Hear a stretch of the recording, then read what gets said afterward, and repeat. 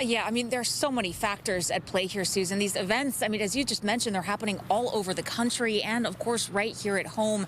4 people lost their lives here in the city of Orange when that gunman stormed in. That was back on March 30th. He is now set to be arraigned tomorrow. So he had stormed into that Orange office complex, you may remember, blocking the gates before killing 4 people, including a 9-year-old boy. The alleged gunman, 44-year-old Aminadab Gaxiola Gonzalez, was eventually shot by police.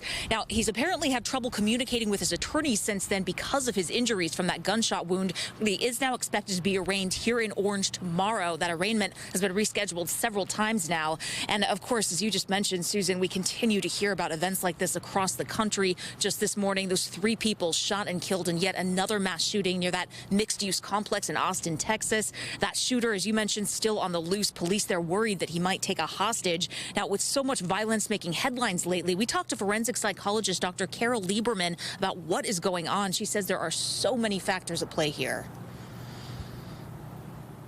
A lot of people during lockdown have had many more hours to spend on violent video games. And studies for decades have shown that the more hours of violent media you ingest, whether it's video games or movies or television shows, the more you ingest, the more aggressive you become. Another reason why people are angry and frustrated and on edge is because of all of the conflicting information we've been getting about coronavirus, whether it's safe to go out or not, whether the vaccines work or not, and how long they work, whether they're dangerous or not.